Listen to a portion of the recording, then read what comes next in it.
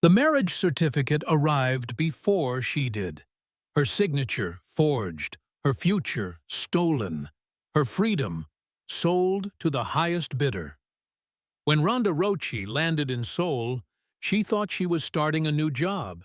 Instead, she found a wedding ring, a locked passport, and a husband who wouldn't touch her, but wouldn't let her leave. Chad York was cold, distant, dangerous, and he'd been obsessed with her for 6 months. She found the proof hidden in his servers. 847 photographs of her in Atlanta, detailed psychological profiles, security reports tracking her every movement, and 3 autopsy reports, men who'd gotten too close. When she tried to run at 3 a.m. with nothing but rage and a backpack, he appeared like a ghost in the hallway. "Where are you going?" "Away from you." "That's not an option. You can't keep me prisoner forever." His jaw clenched. His eyes burned with something that looked like fear. "If I can't have you, no one will." She thought it was possessiveness, obsession, control. Then the windows shattered. Bullets tore through the night. Assassins flooded the penthouse. And Rhonda realized he wasn't her captor. He was her only protection from something far worse. Before we continue, if you want to know how a forced marriage turned into the most dangerous obsession in the Korean underworld, and why a cybersecurity engineer became the target of a syndicate war, smash that subscribe button and turn on all notifications, because this dark romance thriller will leave you breathless. Rhonda Roche's life ended on a Tuesday. Not literally, though sometimes, in the months that followed, she'd wish it had. It started with an email from HR. "Congratulations on your transfer to our Seoul office, effective immediately. Your relocation package and visa documents are attached. Flight departs Friday." Rhonda stared at her screen, coffee growing cold in her hand. Transfer? She'd never applied for a transfer. She'd never even expressed interest in international work.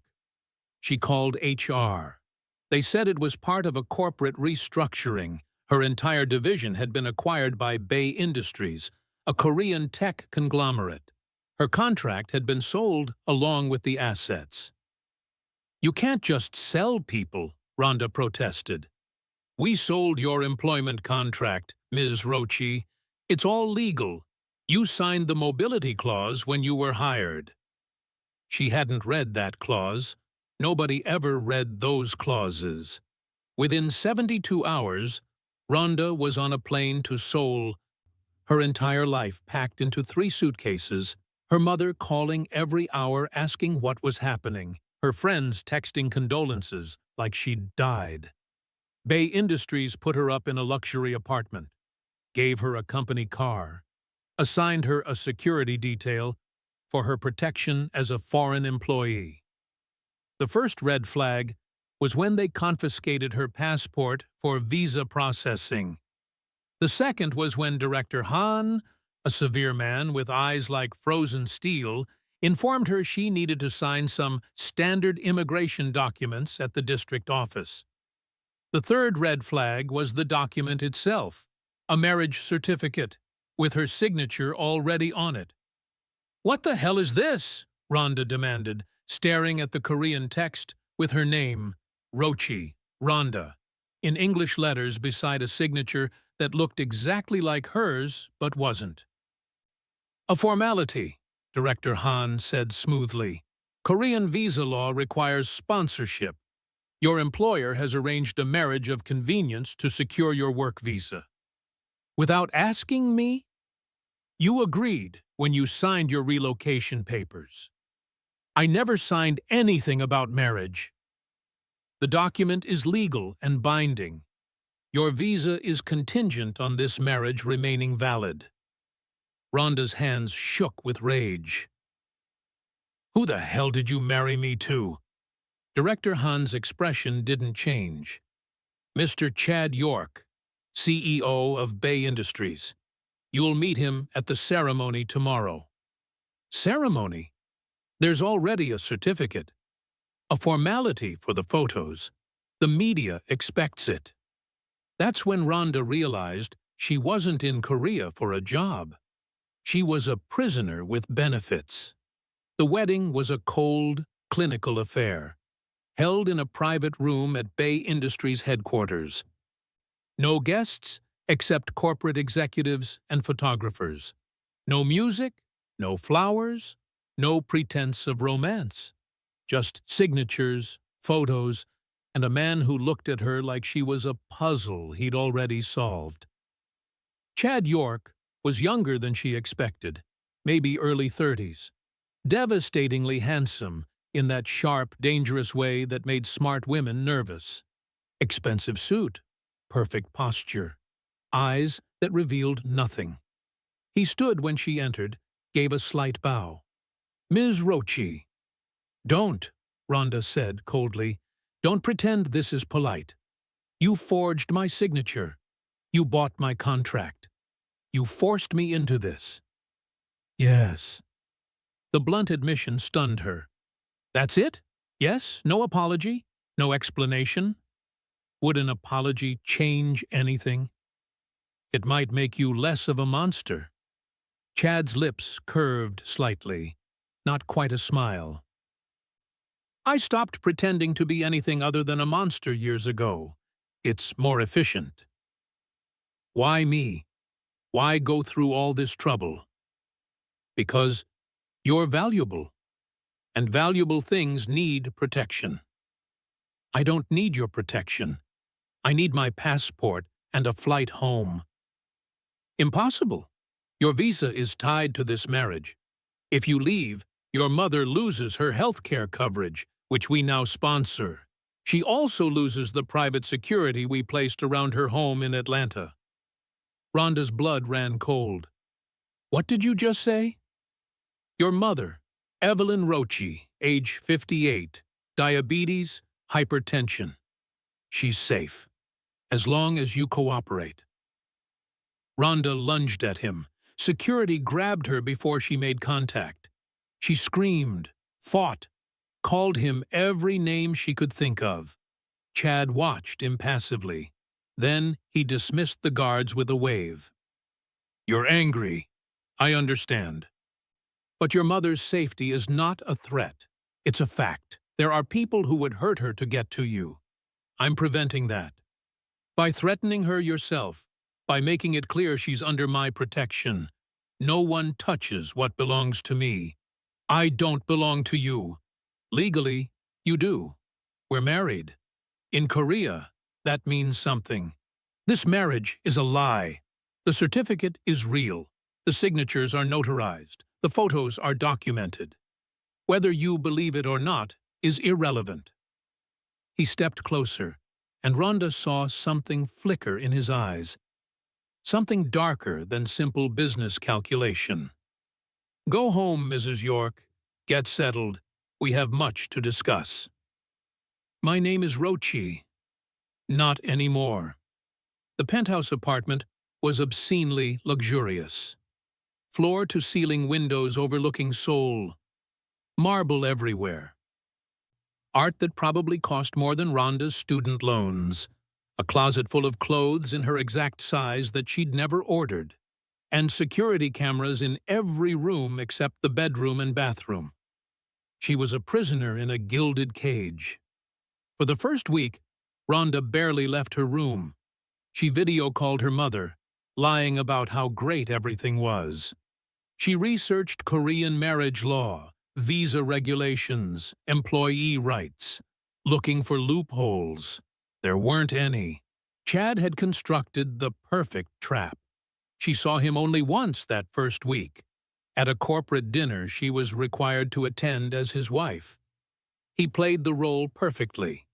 Attentive but not affectionate, protective but not possessive. The ideal husband for the cameras. The moment they were alone in the car, the mask dropped. "You're not eating," he observed. "I'm not hungry." You need to maintain your health. Why? So I'm a prettier prisoner? So you don't make yourself sick with spite. Rhonda turned to face him. What do you want from me? Really? Because this can't just be about a work visa. Chad was quiet for a long moment. I want you safe. From what? From people who would use you, hurt you, kill you to get what they want. That makes no sense. I'm a cybersecurity engineer. I'm nobody important. You're brilliant. You've developed encryption protocols that multiple organizations want, including very dangerous organizations. So you kidnapped me first? I married you first. There's a difference. Not to me. They rode the rest of the way in silence. The second week, Rhonda started testing boundaries. She left the apartment without telling security. They followed anyway. She tried to book a flight home. Her credit cards were declined. She went to the U.S. Embassy. They told her that her marriage was legally binding, and she'd need to file for divorce through Korean courts, which could take years. Every door was closed. Every escape route blocked. She was well and truly trapped. The breaking point came on day 17. Rhonda was working late in the home office because apparently even prisoners had to maintain productivity when Chad entered unannounced. We need to talk. I'm busy. This is important. So is my work. Chad crossed the room, closed her laptop deliberately. Your mother's building was approached by 3 men today, claiming to be from a charity. They weren't. Rhonda's blood froze. Is she okay? Yes, my security intervened. But Rhonda, you need to understand something. The people who want you? They won't stop at legal barriers. They'll take your mother, torture her, use her to force you to comply with whatever they want. What people? What are you talking about? Chad sat across from her, and for the first time, she saw something like genuine concern in his eyes. The Xiao Syndicate, Chinese organized crime with operations across Asia and North America. They've been tracking talented engineers for a cyber warfare program. You were on their recruitment list. That's insane. Your company was going to sell your contract to them. I bought it first. The words hit like a physical blow. You bought me from criminals. I bought your contract from a company that was selling to criminals. And then I made sure no one else could touch you. By forcing me into marriage. By claiming you. In our world, marriage means protection. It means you're off limits. It means anyone who touches you answers to me. Rhonda felt sick. Your world? What world? Chad's smile was cold. You really haven't figured it out yet? Bay Industries is a front, Rhonda. I'm not just a CEO. I run one of the largest Korean syndicates on the peninsula. The room spun. You're a criminal? I prefer businessman with flexible ethics. But yes, if it makes you feel better to use labels. I'm married to a gangster. You're married to the man keeping you and your mother alive. Whether I'm a gangster or a saint is irrelevant. Rhonda stood abruptly. I want a divorce. No. You can't just say no. I can, and I am. The moment we divorce, your protection ends. The Xiao Syndicate will move on you within days. Then I'll get protection elsewhere. From who? The police? The government? They're all compromised. The U.S. Embassy? They can't protect you on foreign soil. There is no elsewhere, Rhonda. There's only me. She hated that he was right. Question for you. What's worse? Being trapped by a stranger or discovering he's been watching you for months? Keep watching, because what Rhonda uncovers next will change everything. Rhonda couldn't sleep. The revelation that Chad was a crime lord, that her entire life had been hijacked by the underworld, kept her awake, staring at the ceiling, mind racing. She needed information, real information. So she did what she did best. She hacked. Bay Industries had extensive security, but Rhonda was better. She created a false access point, spoofed her credentials, and dove into the company's private servers. What she found made her blood run cold. A folder labeled Rochi R. Surveillance. Inside, months of files. Photos of her leaving her Atlanta apartment. Time-stamped. Dated. Starting 6 months before her transfer. Videos of her at coffee shops, at the gym, walking to her car. Detailed reports on her daily routine, her friends, her mother's medical appointments, her favorite restaurants. Chad had been stalking her for months. There were psychological profiles, risk assessments, notes about her personality, her habits, her vulnerabilities. One note made her hands shake.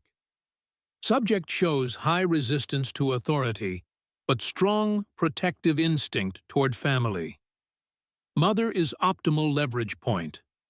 Subject is unlikely to comply without perceived threat to loved ones. Another note, dated 3 months before her forced relocation. Xiao Syndicate has identified subject. Moved up timeline. Acquisition must happen within 60 days. And then, the most damning document of all, a marriage contract. Drafted. Signed by Chad. With a space for her signature. Forged weeks before she ever arrived in Korea. This wasn't opportunistic. This wasn't reactive. This was a calculated long-term operation to claim her. Rhonda printed everything, hid the documents in her room, and waited for Chad to come home. He arrived after midnight, as usual, went straight to his study. Rhonda stormed in without knocking. "You've been watching me for months." Chad looked up from his desk, expression unreadable. "Yes. Before the transfer, before the marriage. You were stalking me. I was assessing you. That's what stalkers call it. I was determining if you were worth protecting. You had no right. I had every right." Chad stood, moving around the desk. "The moment the Xiao Syndicate identified you as a target, you became a variable in a very dangerous equation. I needed to know everything about you to determine the best way to keep you alive." "You mean the best way to trap me?" "Yes, those are the same thing." Rhonda threw the printed documents at him. They scattered across the floor, photos of her private life, her mother, her world. "This is sick. You're sick. I'm thorough. You're obsessed." Chad's jaw tightened. "Careful, Rhonda. Or what? You'll threaten my mother again, lock me up? You've already done everything you can do to control me. You have no idea what I'm capable of." "Then enlighten me. Tell me what other rights you've stolen, what other lies you've told." Chad picked up one of the photos, her laughing at a coffee shop, unaware she was being photographed. His thumb traced the image slowly. "I've killed for you." The words dropped like stones. "What?" "3 men. Xiao operatives who got too close to your mother's house. I handled them personally before they could make contact." You murdered people?" "I eliminated threats. To you. To her. To our arrangement." "There is no our. This is all you. Your obsession. Your control. My protection." His voice rose for the first time, controlled facade cracking. "Do you think I wanted this? Do you think I enjoy being the monster you have to depend on? Then let me go." "I can't." The admission hung between them, raw, honest, terrifying. Why not? Chad moved closer, and Rhonda saw something she'd never seen before in his eyes. Fear. Because the moment I do, you die. And I... He stopped, jaw working. I won't allow that. You don't get to decide. I already decided, months ago. The moment I saw you, saw what you were capable of, saw the danger you were in, I decided you were mine to protect. Mine to keep. Mine. I'm not yours. The marriage certificate says otherwise. That's just paper. Paper that keeps you alive. He grabbed her arms, not roughly, but desperately. Do you understand what the Xiao Syndicate does to people they want? They don't ask nicely. They don't offer contracts. They take. They break. They destroy everything you love until you comply. So you broke me first? Chad's grip loosened. Something flickered across his face. Guilt? Regret? I gave you a cage with gold bars instead of steel. I gave you safety instead of freedom. And I'm sorry it had to be that way. But I'm not sorry I did it. Rhonda jerked away from him. Stay away from me. Rhonda, I mean it. Don't touch me. Don't talk to me. Don't pretend this is anything other than what it is. Kidnapping with paperwork. She left before he could respond. But as she lay in bed that night, she couldn't stop thinking about the fear in his eyes. The fear that she might leave. The fear that she might die. The fear that felt disturbingly like caring. The next morning, Chad was gone before Rhonda woke. He left a note on the kitchen counter. Rules. 1. Don't leave the building without Director Han. 2. Don't contact anyone outside approved list. 3. Don't attempt to leave Korea. 4. Stay alive. C. Rhonda crumpled the note and threw it across the room. She was done being obedient. Over the next 3 weeks, Rhonda broke every rule. She left the building alone. Security followed, but she made their job hell, ducking into crowded markets, taking random subway routes, forcing them to chase her through Seoul like a game. She contacted her friend Dr. Sofia Martinez, another expat engineer working in South Korea. Sophia didn't know the full story, but she knew enough to understand Rhonda needed help. There are resources, Sophia told her over encrypted chat. Women's shelters, legal aid. You don't have to stay in an abusive marriage. It's more complicated than that. Abuse always is, but Rhonda, you have options. Did she? She researched divorce law obsessively, found that she could file in Korean courts, but the process would take months, and during that time her visa would be invalid. She'd be deported immediately, back to Atlanta, where her mother was, where the Xiao Syndicate knew to find them. Every escape route led back to the same conclusion. Chad was her only protection, and she hated him for it. They barely spoke during this time. Chad worked late, came home after she was in bed, left before she woke. He was avoiding her as much as she was avoiding him. The penthouse felt like a tomb. Until the night, everything changed. Rhonda was in the living room at 2 a.m., unable to sleep, when Chad came home. He looked exhausted, shirt untucked, tie loosened, blood on his knuckles. She sat up sharply. Are you hurt? It's not my blood. Oh. He poured whiskey, downed it in one swallow, poured another. Rough night? Rhonda asked, voice dripping sarcasm. You could say that. Let me guess. Someone didn't pay their protection money? Had to break some fingers? Chad turned. And the look in his eyes was colder than she'd ever seen. I killed 3 men tonight, Zhao operatives who got within 2 blocks of this building. They had your photo. They had extraction plans. They were coming for you." Rhonda's sarcasm died. "What? So no, Rhonda, it wasn't about protection money.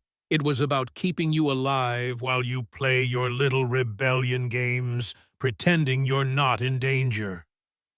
"I didn't ask you to kill for me. You don't have to ask."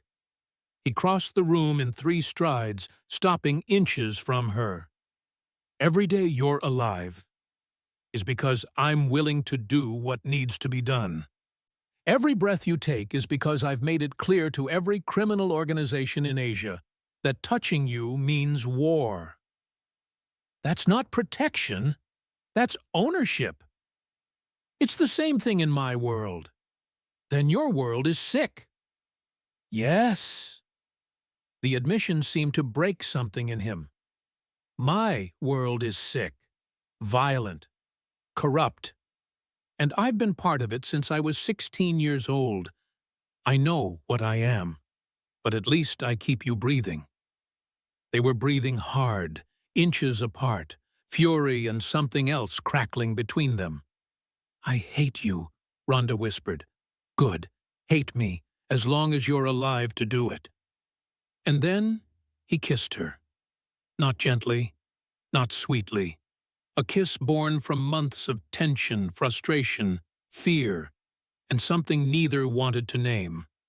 Rhonda should have pushed him away.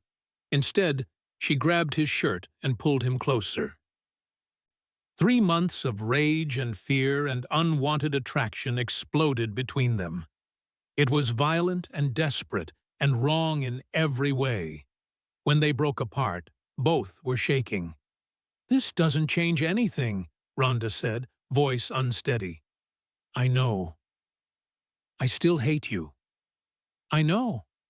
I'm still leaving the first chance I get." Chad's expression hardened. "Then I'll stop you, because if I can't have you, no one will." The words sent ice through her veins. "That's not love. That's possession. I never claimed it was love." He stepped back, composure returning like armor. "But it's what keeps you alive. So hate me, fight me, despise me, but don't mistake my obsession for weakness. I will burn this entire city before I let them take you." He left her standing there, lips still burning from his kiss, heart racing with fear and fury, and something she refused to acknowledge, because acknowledging it meant admitting she felt it too. Rhonda didn't sleep after that kiss. She paced her room, mind spinning, trying to make sense of feelings that had no right to exist. She shouldn't want him. Shouldn't feel anything except hatred for the man who'd stolen her freedom. But that kiss had revealed the truth. The line between hate and desire was thinner than she'd wanted to believe, and it terrified her. At dawn, she made a decision. She was going to find out exactly who Chad York was. Not the sanitized corporate version, the real man, the criminal, the monster. And then she'd figure out how to escape him. Over the next week, Rhonda dove deeper into Bay Industries' servers. She found financial records showing money laundering through dozens of shell companies, import-export businesses that were fronts for smuggling, real estate holdings used for criminal operations. Chad's syndicate was massive, bigger than she'd imagined. But she also found something unexpected: charitable donations, scholarships for underprivileged students, medical funding for low-income families, community programs. The monster had a conscience? Then she found the file labeled CO, Threat Assessment. Inside, everything Chad had told her was true. The Xiao Syndicate had identified her 18 months ago, tracked her work on military-grade encryption, planned to kidnap her and force her to work on cyber warfare programs. They'd approached her former company with an offer to buy her contract. The company had agreed. Chad had made a counteroffer, 3 times higher. He'd bought her freedom. Then he'd imprisoned her to keep it. It was all true. The threats were real. Her mother's danger was real. Chad's protection, however suffocating, was the only thing standing between her and a fate worse than a forced marriage. She'd wanted him to be lying, wanted him to be purely evil so hating him would be simple. But nothing about Chad York was simple. That evening, Rhonda found him in his study. "I need to ask you something, and I need the truth." Chad looked up from his work. "Always." "Why me? Really, you could have warned me, given me protection without the marriage. There were other options." "No, there weren't." "Explain." Chad set down his pen, leaned back. "The Shao Syndicate doesn't respect warnings. They don't respect protection details. They respect claims. Marriage is a claim. In our world, it's a declaration. This person belongs to me, touch her and die. So it's just business. It started as business." "Started?" Something flickered in his eyes. "I researched you for 2 months before I made the decision to intervene. Watched you work. Watched you live. You were brilliant. Kind. You visited your mother every Sunday. You helped colleagues without being asked. You was what? Real. Everyone in my world wears masks, lies, manipulates. But you were just yourself. Genuinely, completely yourself. And He stopped, jaw tightening. "You what?" "I wanted that. Wanted you, not just to protect you, but to keep you. And I knew that made me exactly like my father." "Your father?" "He became obsessed with a woman once. Destroyed everything for her. His businesses, his relationships, his sanity. She left him, and he never recovered. I swore I'd never let anyone have that power over me. But I saw you, and I couldn't stop." The admission seemed to cost him. "I told myself it was strategy, protection, business. But the truth? I wanted you close where I could see you. Where I could know you were safe.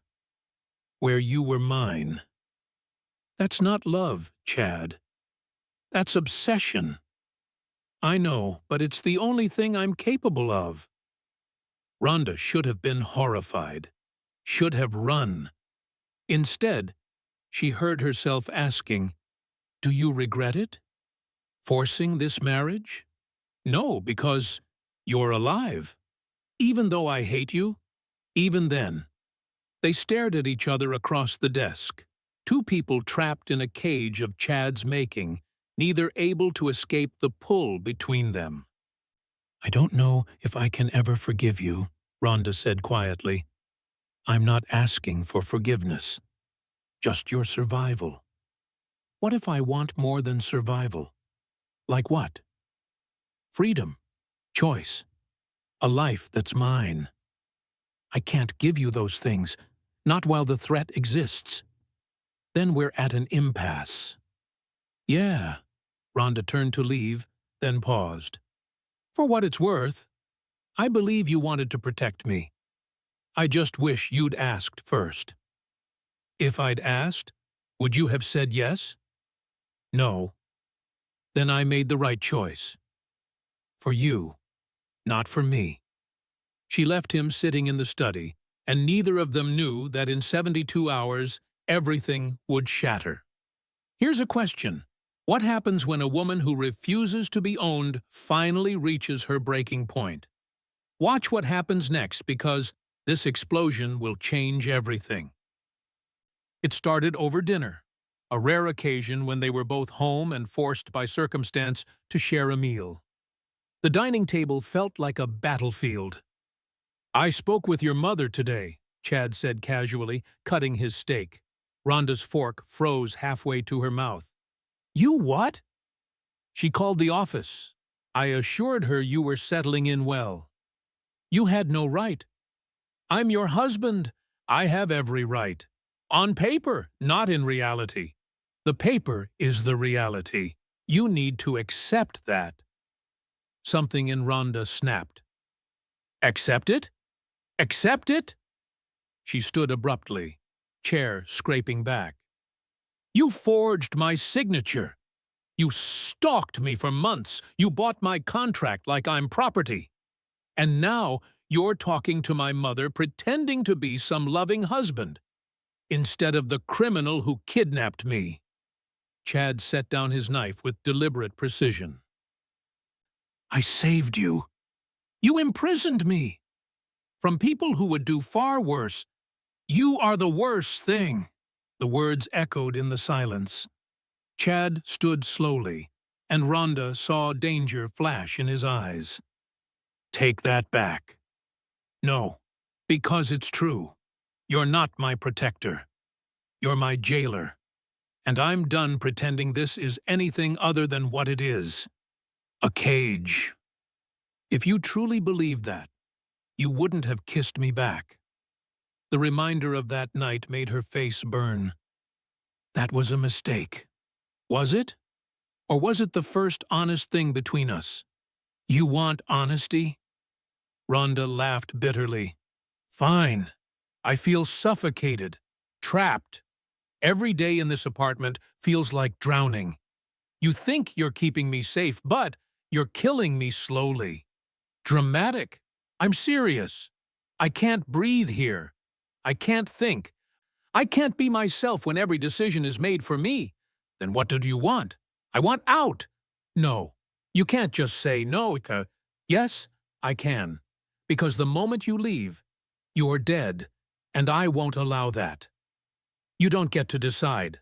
I already decided. He was around the table in 2 strides, crowding her space. I decided months ago. I decided when I saw your name on that list. I decided when I bought your contract. I decided when I forged that marriage certificate. Every decision was made to keep you alive. Even if it destroys me, better destroyed than dead. That's not your choice to make. It's the only choice I know how to make. His voice cracked, and Rhonda saw something beneath the control, pure, undiluted fear. Don't you understand? I can't let you go. Not because I won't, because I can't. If something happened to you, what?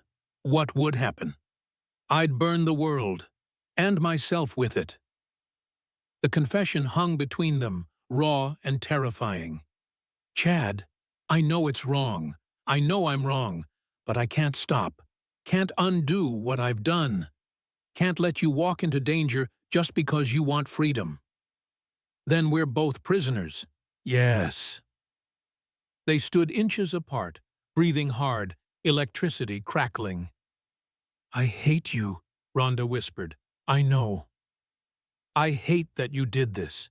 I know. I hate that part of me understands why. I know. Their lips met again, angry, desperate, full of all the words they couldn't say. This time, neither pretended it was just fury. It was fury and desire and fear and need all tangled together in something neither could name, but both felt consuming them. When they broke apart, Chad rested his forehead against hers. If I let you go, will you run? Yes. Even knowing it means death? Even then I can't let you go, because if I can't have you, no one will. The possessive declaration should have terrified her. Instead, it ignited something deeper. That's not love, Chad. No, it's something far more dangerous. Then, the windows exploded. Glass shattered everywhere. Rhonda screamed as Chad tackled her to the ground, covering her body with his. Gunfire erupted, deafening, close, deadly. Men in black tactical gear rappelled through the broken windows, moving with military precision. How many? Chad barked into his phone, which had appeared from nowhere. 8 operatives. Xiao Syndicate. They're here for her. Director Han's voice crackled back. Chad pulled a gun from under the table. When had that been there? And fired twice. 2 operatives dropped. "Stay down," he commanded Rhonda, then moved with lethal efficiency. What happened next would haunt Rhonda forever. Chad wasn't a businessman anymore. He was a killer. He moved through the chaos like death itself, precise, brutal, utterly ruthless. He disarmed one operative with a move so fast Rhonda barely saw it, then used the man's weapon to shoot 2 others. A fourth came at him with a knife. Chad broke his arm, then his neck. It took less than 2 minutes. When the shooting stopped, 7 bodies littered the penthouse. The 8th had retreated. Chad stood amid the carnage, breathing hard. Blood spattered across his face and clothes. He turned to Rhonda, and his eyes held something she'd never seen before. Pure animal terror. "Are you hurt?" She shook her head, unable to speak. He crossed to her in 3 strides, hands roaming her body, checking for injuries. "Tell me you're okay. Tell me—" "I'm okay," she managed. He crushed her against his chest, holding so tight she could barely breathe. "I told you. I told you they'd come. I told you. I know. I know. You were right." Director Han burst through the door with security. "Boss, we need to move her, now. This was a coordinated attack. They'll have backups. Take her to the safe house." "No!" Rhonda grabbed Chad's jacket. "I'm not leaving you. Rhonda, they came for me. If you stay and fight, you'll die protecting me. I won't let that happen. This isn't your choice. Neither was the marriage. But we're in this together now, whether we like it or not." Chad stared at her, and something shifted in his expression. "Together? Yes, so where you go, I go." He looked at Director Han. "Safe house, both of us. Full security protocol. Sir, that's an order." The safe house was a fortified apartment in Gangnam. Steel doors, bulletproof windows, enough security to withstand a siege. After Director Han left them with 6 guards outside, Chad and Rhonda stood in the living room, adrenaline still coursing. "You should have run," Chad said quietly. "Where? They found the penthouse. They'll find me anywhere." "That's why I can't let you go." Rhonda moved closer. "I know. I'll never let you go. I know that too. Does that terrify you?" "Yes, but less than the alternative." Chad cupped her face, thumbs stroking her cheeks. "I'm sorry. For all of it. For forcing this marriage, for taking your choice. For loving you in the only broken way I know how." Rhonda's breath caught. "Loving me? Is that so surprising? You never said, 'I bought you a marriage, killed for you, defied every rule I have about attachments.'" His voice dropped. "What else would you call it? Obsession. That too." They stood in the wreckage of what their relationship had been, and Rhonda saw the truth clearly for the first time. Chad York was dangerous, obsessive, controlling, everything she should run from. But he was also the only person who'd ever wanted her badly enough to burn the world for her. "If we do this," she said slowly, "if I stay, really stay, not as a prisoner but as your wife, things have to change. What do you want? Choice, real choice. You ask, I answer. No more decisions made for me, even if your answer puts you in danger. Even then, because danger with choice is better than safety in a cage." Chad considered this, war playing across his face. Finally, "Okay. Okay? I'll try. I'll fail sometimes, because control is all I know. But I'll try. That's all I'm asking." He pulled her close, and this kiss was different. Not angry or desperate, tender, promising. "I love you," he whispered against her lips. "In my broken, obsessive, completely fucked up way. I love you. I know, and God help me. I think I love you too." They fell together like gravity, inevitable, unstoppable, dangerous. They made love in the safe house while guards stood watch outside. It was desperate and raw, and everything their relationship had been. Fierce, honest, unbreakable. Afterward, Rhonda lay in Chad's arms, tracing scars on his chest. "Tell me about these. Later, right now, I just want to remember you're alive. I'm not going anywhere. Promise? Promise?" It was the first promise she'd made willingly. They fell asleep, tangled together as dawn broke over Seoul.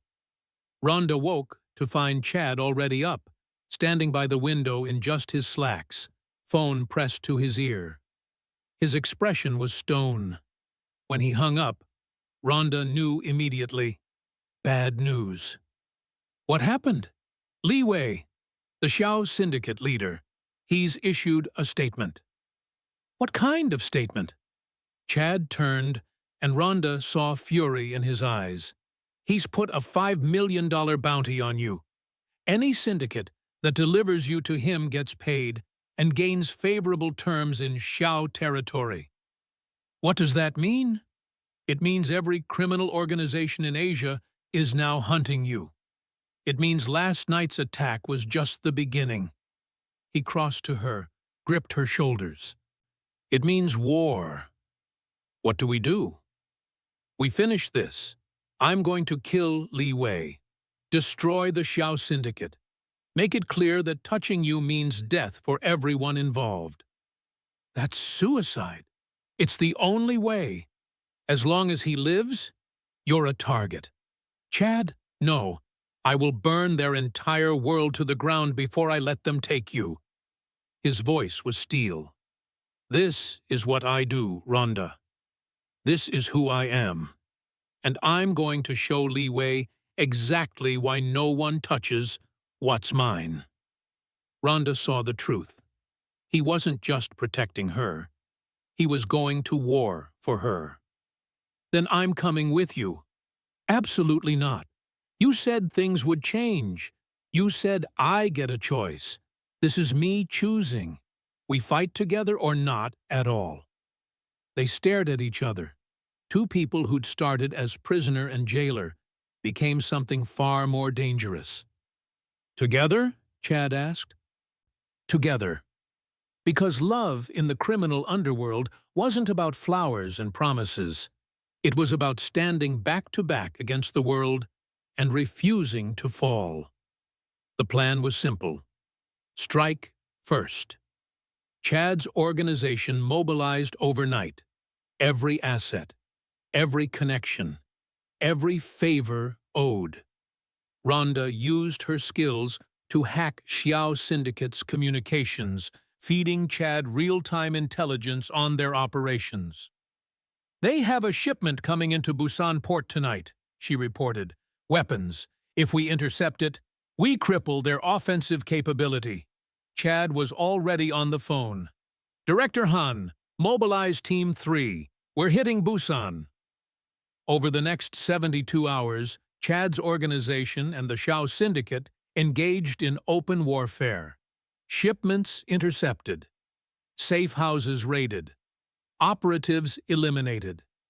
It was brutal, bloody, ruthless. And through it all, Rhonda stayed by Chad's side, not in the field, but in the command center, providing intelligence that turned the tide multiple times. "They're moving Li Wei to a secondary location," she called out, tracking encrypted communications. "Some kind of bunker outside the city." "Can you get coordinates?" "Give me 10 minutes." She got them in 7. That's my girl, Chad murmured, kissing her temple before heading out. My girl, not my prisoner, not my wife by force. His girl, his partner, his choice, just as he was hers. The assault on Li Wei's bunker happened at dawn. Chad led a team of 20, his best people. The firefight was intense, but they had surprise on their side. Li Wei was captured alive, brought to a neutral location, a warehouse controlled by neither syndicate. Chad entered alone. Rhonda waited outside with Director Han, listening through the comms. "You should have just given her to me," Li Wei said, voice crackling through. "Would have saved a lot of bloodshed. She's not property to be given. Everything's property in our world. Not her, never her. You destroyed half my organization over one woman. That's weakness, York. No, that's love. And the difference is, I'm willing to die for mine. You only kill for yours." There was a long pause. Then a single gunshot. Rhonda flinched. "Boss?" Director Han spoke into the comms. "It's done," Chad's voice came back. "Li Wei is dead. Xiao's syndicate is headless. Call the other leaders. Anyone who wants their territory can negotiate with me." Rhonda exhaled the breath she'd been holding. It was over. 2 months later, the Xiao syndicate had fractured. Various organizations absorbed their territory through negotiations Chad brokered, making him one of the most powerful brokers in the Asian underworld. The bounty on Rhonda was officially revoked. Her mother's security remained, but became less invasive. And the forged marriage? They refiled. Legitimately this time. On the steps of Seoul City Hall, with Rhonda's mother flown in from Atlanta, they signed new papers, freely, willingly, together. "Do you, Rhonda Rochi, take Chad York?" "I do." "And do you, Chad York, take Rhonda Rochi?" "I do." This time, when they kissed, it wasn't desperate or violent. It was promise. Choice, love. The most dangerous kind. That evening, back at their penthouse, repaired, secured, home, they stood on the balcony overlooking Seoul. "Do you regret it?" Rhonda asked. "The war, the violence, everything you did?" "No.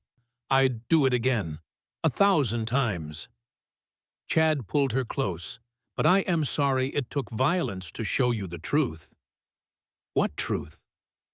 "That I'd burn the world for you, but I'd also rebuild it, if you asked." Rhonda turned in his arms, meeting his eyes. "I love you. Your darkness, your obsession, your terrible, broken way of caring. All of it. Even knowing who I am? Especially knowing who you are." They kissed as the sun set over Seoul.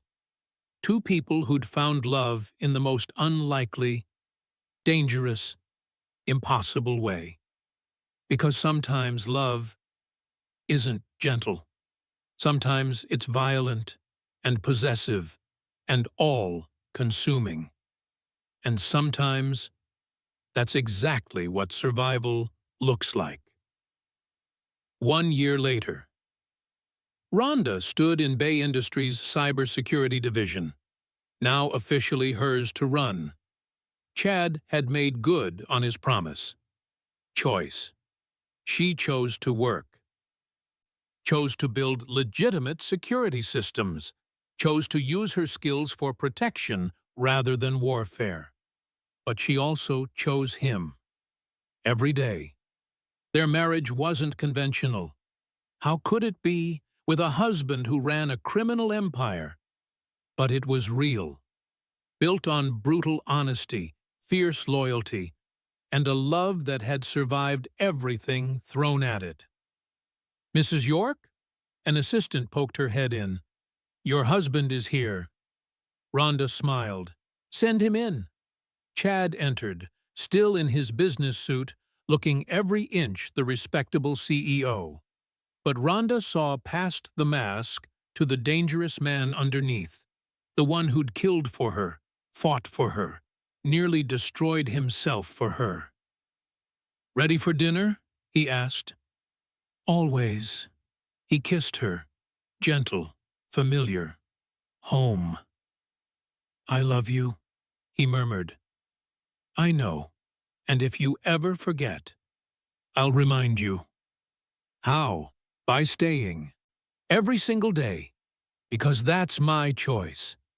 And for Chad York, the man who'd forced a marriage to save a life, hearing her choose him willingly was sweeter than any victory. Because in the end, love wasn't about possession.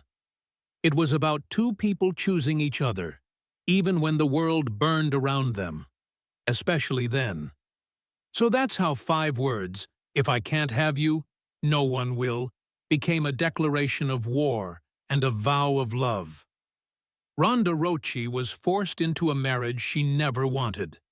Chad York was obsessed with a woman who hated him. What began as imprisonment became partnership. What began as control became choice. Their story proves that love isn't always gentle.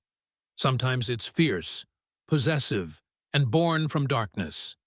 But that doesn't make it less real. What would you do if you discovered your forced marriage was actually a protection? Would you run or stay? Let me know in the comments. And if you loved this dark romance thriller about forced marriage, criminal obsession, and choosing love in the most dangerous way possible, smash that subscribe button and hit the notification bell because I have more intense stories coming your way. Thanks for watching, and remember, sometimes the cage is the only thing keeping you safe. The question is, can you love your captor without losing yourself?